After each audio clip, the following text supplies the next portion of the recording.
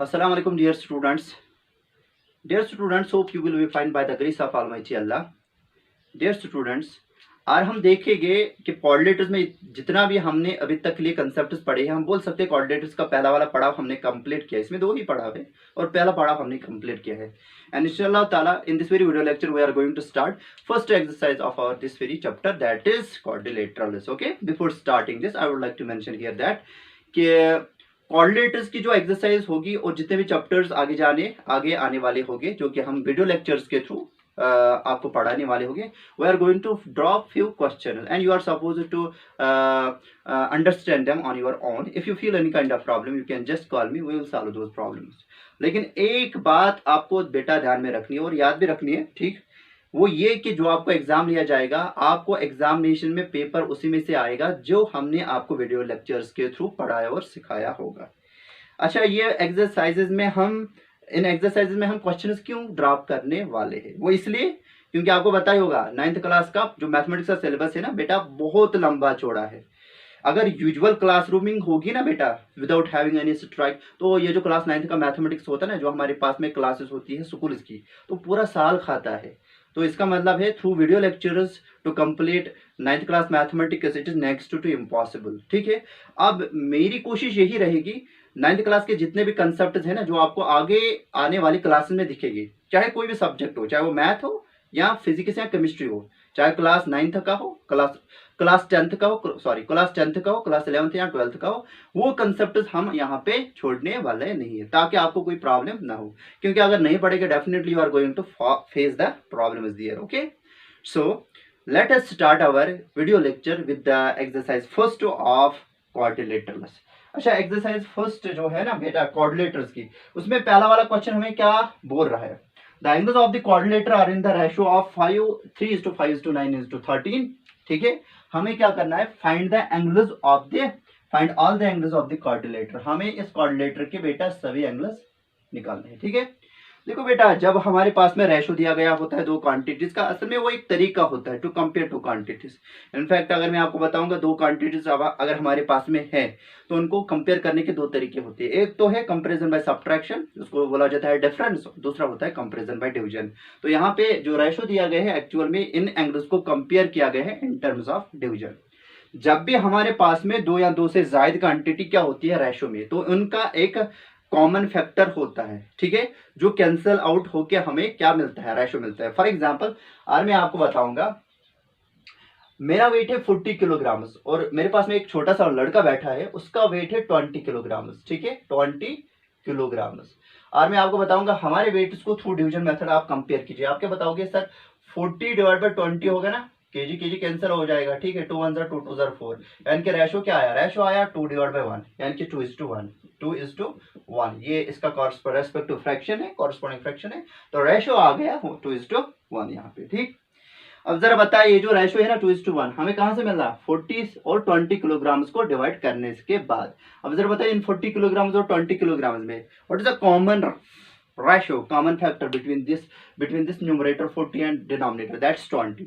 इसका मतलब अगर हमें 40 किलोग्राम 2 से चाहिए तो 20 मल्टीपल करना पड़ेगा, और अगर हमें 1 से हमें 20 किलोग्राम चाहिए तो हमें 20 से इसको मल्टीपल करना पड़ेगा। ठीक, इसका मतलब जब भी हमारे पास में दो या दो से ज्यादा क्वांटिटी क्या होती है रेशो की फॉर्म में, तो उनका एक कॉमन फैक्टर होता है। तो जब हम वो कॉमन फैक्टर का पता चलता है तो उस होल क्वांटिटी का जो वैल्यू होता है वो रेशो टाइम्स वो कॉमन फैक्टर होता है। फॉर एग्जांपल आज मैं आपको बताऊंगा मेरे पास में जो कोऑर्डिनेटर के 4 एंगल्स है वो 3:5:9:13 में दिए गए हैं, और मैं मानूंगा इन 4 के 4 एंगल्स का जो कॉमन फैक्टर है, जो कैंसल आउट करके हमें ये रेशो मिला है, वो एक्स है। Let me assume that is x.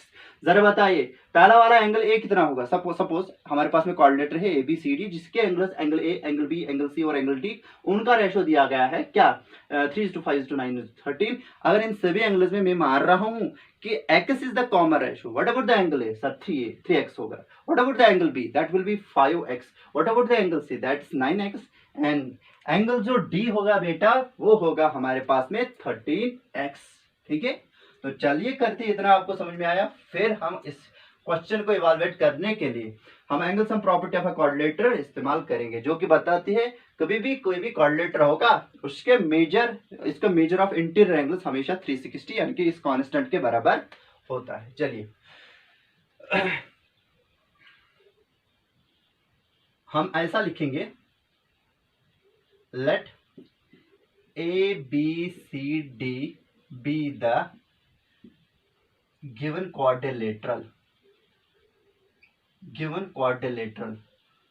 okay, such that इसके एंगल्स का ratio angle A is to angle B is to angle C is to angle D is equal to 3:5 is to 9 is to 13। यानी कि अगर मेरे पास में ये मैं मानूंगा हमारा क्वाड्रिलेटरल है ABCD, जब हम इसके चार एंगल्स का रेशियो निकालते हैं तो किसके बराबर आता है? 3:5 9 13। ठीक है, हमें क्या निकालना है? Find all the angles of this very quadrilateral. हमें इस क्वाड्रिलेटर के चार एंगल्स का नाप लगाना है यहाँ पे। ठीक है, हम यहाँ पे क्या लिखेंगे? Suppose x is the common factor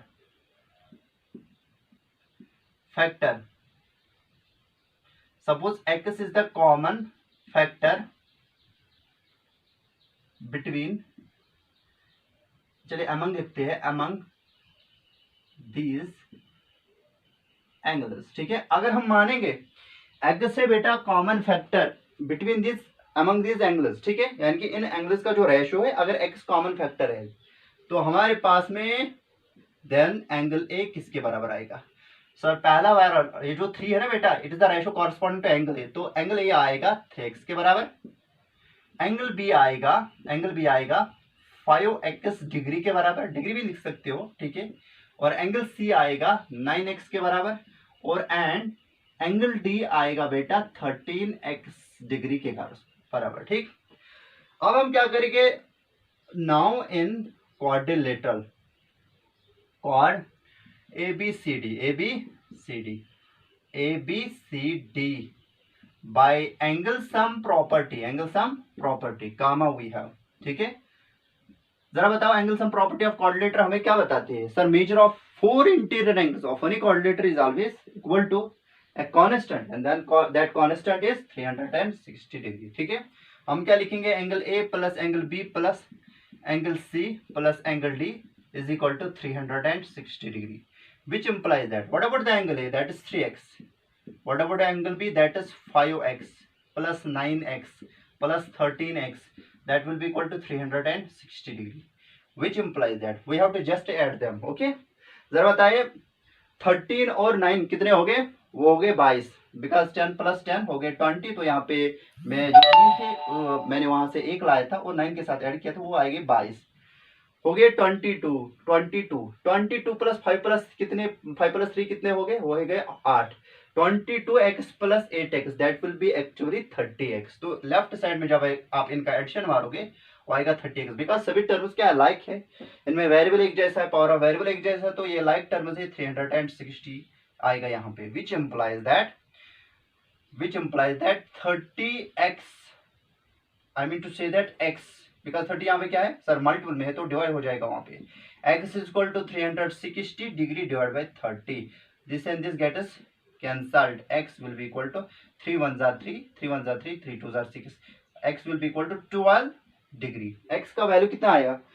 यानी कि 12 डिग्री आया। ठीक है, therefore the required angles of quadrilateral ABCD are, therefore the required angles are, ये पता है क्वाड्रिलेटर के है। ठीक है, that is in the context, or एंगल A इज इक्वल टू किसके बराबर था?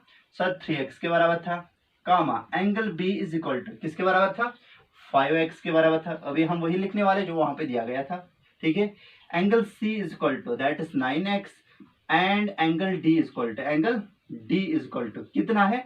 that is 13x, which implies that angle A का मेजर आएगा 3 into 12। ठीक है, 12 डिग्री काम करके एंगल B का वैल्यू आएगा 5 into 12 डिग्री। ठीक है, और एंगल C का वैल्यू आएगा 9 into 12 डिग्री।